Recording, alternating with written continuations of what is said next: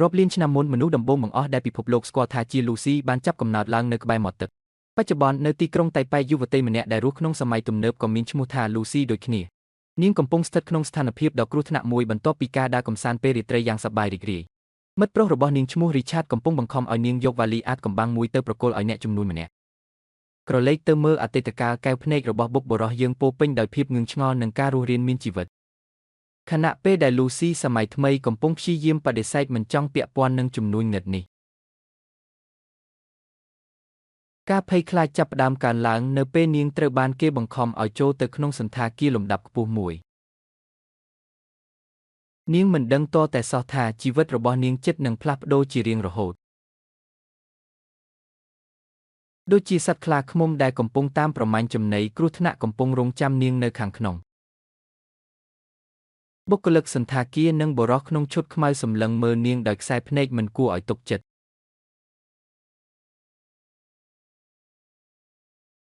លូស៊ីព្យាយាមមើលទៅក្រៅដើម្បីរកមិត្តប្រុសរបស់នាងប៉ុន្តែគេបានចាក់ចេញបាត់ទៅហើយ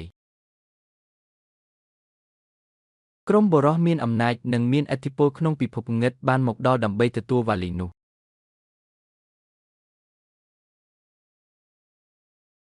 នាងត្រូវបានគេចាប់អូសចូលទៅក្នុងបន្ទប់យ៉ាងអាស្រូវបំផុតនៅទីនោះនាងបានជួបនឹងលោកចាងដែលជាមេខ្លោងដ៏សាហាវខូលខើភាពតក់ស្លុតបានកើតឡើងនៅពេលនាងឃើញរូបភាពដ៏គួរឲ្យរន្ធត់នៃអំពើហិង្សានៅចំពោះមុខលោកចាងលាងដៃដែលប្រឡាក់ឈាមរបស់គាត់ហាក់ដូចជាគ្មានរឿងអ្វីកើតឡើងនេះគឺជាចំណុចចាប់ផ្ដើមនៃវិវត្តន៍ដ៏អស្ចារ្យបំផុតដែលមនុស្សជាតិមិនធ្លាប់បានឃើញវាត្រូវបានគេប៉ាន់ប្រមាណថាមនុស្សភាគច្រើនប្រើប្រាស់សមត្ថភាពខួរក្បាលរបស់ពួកគេតែ 10% ប៉ុណ្ណោះសូមស្រមៃគិតថាប្រសិនបើយើងអាចប្រើប្រាស់បានដល់ទៅ 100% តើនឹងមានរឿងអ្វីកើតឡើង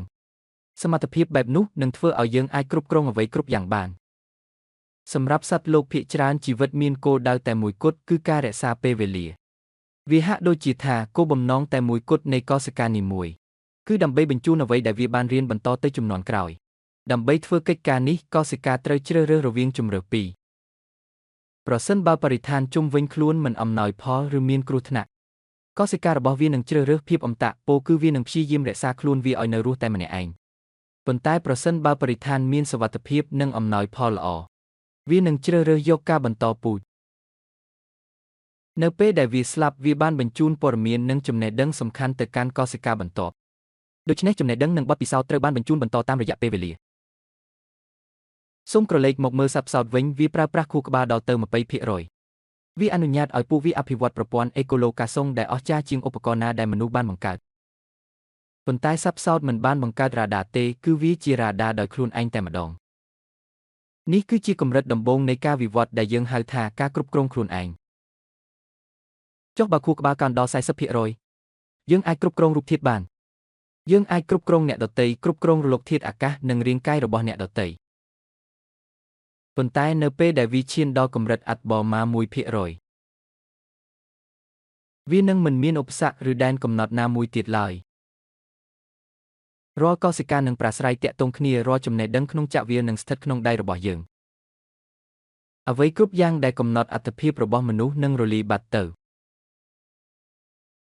យើងនឹងលែងជួបប្រទះភាពឈឺចាប់ឬការភ័យខ្លាចព្រោះយើងបានក្លាយជាចំណេះដឹង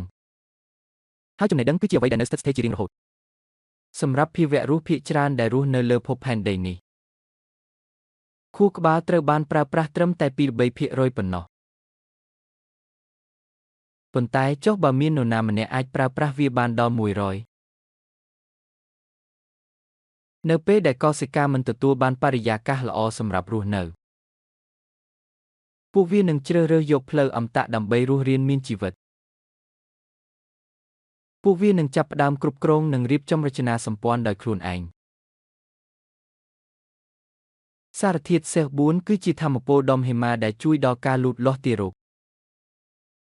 ប៉ុន្តែសម្រាប់មនុស្សពេញវ័យវាគឺជាអាវុធដ៏គ្រោះថ្នាក់បំផុតនៅពេលដែលកញ្ចប់ថ្នាំនៅក្នុងខ្លួនរបស់នាងបានធ្លាយរាល់កោសិកានីមួយនៅក្នុងខ្លួនរបស់នាងចាប់ផ្ដើមភ្ញាក់រលឹក នាងលែងមានអារម្មណ៍ឈឺចាប់នាងលែងស្គាល់ពាក្យថាខ្លាចប្រព័ន្ធប្រសាទរបស់នាងកំពុងភ្ជាប់ទំនាក់ទំនងជាមួយចាវី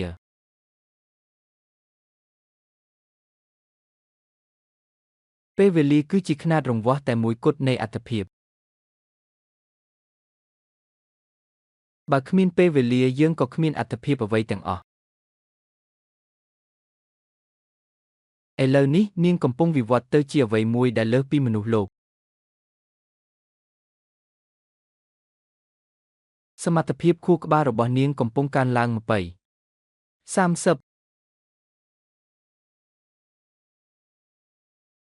ហើយអ្វីគ្រប់យ៉ាងដែលយើងធ្លាប់ដឹងនឹងត្រូវផ្លាស់ប្ដូរជារៀងរហូតតើនាងនឹងទៅជាយ៉ាងណានៅពេលដែលនាងឈានដល់100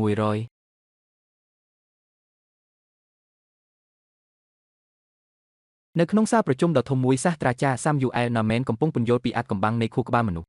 លោកបានលើកឡើងថាមនុស្សទូទៅប្រើប្រាស់សមត្ថភាពខួរក្បាលត្រឹមតែ 10% ប៉ុណ្ណោះនៃសក្តានុពលទាំងមូលខណៈពេលនោះ Lucy កំពុងស្ថិតក្នុងស្ថានភាពដ៏គ្រោះថ្នាក់បំផុតនៅក្នុងបន្ទប់ឃុំឃាំងនាងត្រូវបានគេធ្វើបាបនិងទាត់ធាក់ចំពោះដែលធ្វើឲ្យកញ្ចប់ថ្នាំ Cef4 នៅក្នុងខ្លួននាងបែកធ្លាយសារធាតុគីមីដ៏ខ្លាំងក្លានេះបានជ្រាបចូលទៅក្នុងចរន្តឈាមនិងកោសិកាគ្រប់ផ្នែកនៃរាងកាយនាងភ្លាមនោះសមត្ថភាពខួរក្បាលរបស់ Lucy ចាប់ផ្ដើមហក់ឡើងខ្ពស់ហួសពីការស្មាននាងលែងមានអារម្មណ៍ឈឺចាប់លែងមានការភ័យខ្លាចហើយអាចគ្រប់គ្រងអ្វីគ្រប់យ៉ាងនៅជុំវិញខ្លួនដោយកម្លាំងថ្មីនេះនាងបានកម្ចាត់ក្រុមខ្មាំងកាំភ្លើងយ៉ាងងាយស្រួលដើម្បីរំដោះខ្លួនចេញពីកន្លែងនោះ Lucy បានធ្វើដំណើរតាមតាក់ស៊ីទាំងយប់ឆ្ពោះទៅកាន់មន្ទីរពេទ្យក្នុងទីក្រុងតៃប៉េ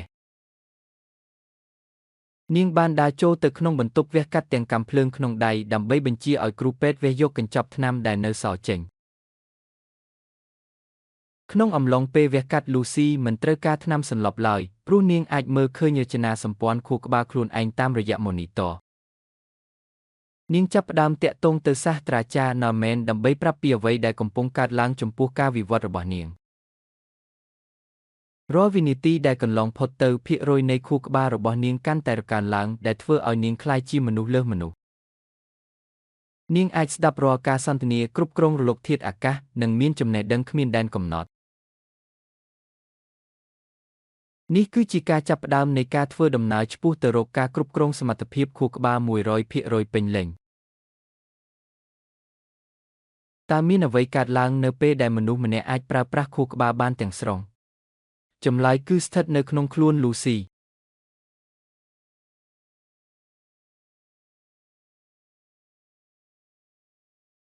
នៅក្នុងបន្ទប់វះកាត់ដែលពោរពេញដោយភាពតានតឹងមុខកាំបិតមុតស្រួយកំពុងតែវះកាត់យកវត្ថុម្យ៉ាងចេញពីរាងកាយ Leslie កំពុងស្ថិតក្នុងស្ថានភាពដ៏វេទនានាងព្យាយាមតាក់ទងទៅម្ដាយរបស់នាងតាមទូរស័ព្ទទឹកភ្នែកបានហូរស្រក់ចុះមកខណៈដែលនាងចាប់ផ្ដើមមានអារម្មណ៍ថារាងកាយរបស់នាងកំពុងផ្លាស់ប្ដូរខុសពីធម្មតានាងអាចមានអារម្មណ៍ដឹងគ្រប់យ៉ាងទោះបីជាគ្រូពេទ្យកំពុងដេរមុខរបួសរបស់នាងដោយគ្មានថ្នាំសន្លប់ក៏ដោយខួរក្បាលរបស់នាងចាប់ផ្ដើមដំណើរការកាន់តែខ្លាំងនាងមើលឃើញអ្វីគ្រប់យ៉ាងតាមរយៈកោសិកានិងប្រព័ន្ធប្រសាទរាល់ការចងចាំតាំងពីកុមារភាពរហូតដល់រសជាតិនៃទឹកដោះម្ដាយចាប់ផ្ដើមលេចឡើងក្នុងខួរក្បាលនាងយ៉ាងច្បាស់សមត្ថភាពខួរក្បាលដែលកើនឡើងបានធ្វើឲ្យនាងលែងមានអារម្មណ៍ឈឺចាប់ដូចមនុស្សទូទៅទៀតហើយបន្ទាប់ពីការវះកាត់បានបញ្ចប់ Lucy បានដើរចេញពីទីនោះទាំងឈាមជោកអាវដើម្បីទៅជួបមនុស្សដែលធ្វើបាបនាងបានចូលទៅក្នុងសន្តាគារដ៏ប្រណីតមួយនៅតៃប៉េដោយភាពជឿជាក់និងគ្មានការភ័យខ្លាច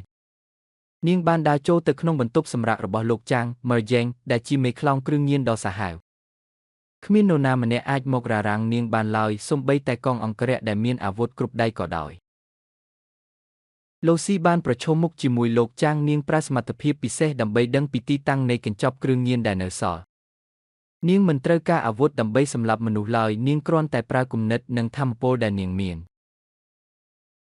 ក្នុងពេលជាមួយគ្នានោះនៅឯសាកលវិទ្យាល័យលោកសាស្ត្រាចារ្យ Norman កំពុងពន្យល់ពីទ្រឹស្ដីខួរក្បាលលោកបាននិយាយថាមនុស្សទូទៅប្រើប្រាស់ខួរក្បាលត្រឹមតែ 10% ប៉ុណ្ណោះប៉ុន្តែសម្រាប់ Lucy វាកំពុងតែកើនឡើងឥតឈប់ឈរនាងបានដកស្រង់ព័ត៌មានពីក្នុងខួរក្បាលរបស់លោកចាងដោយផ្ទាល់តាមរយៈការប៉ះពាល់តែបន្តិចបន្តួច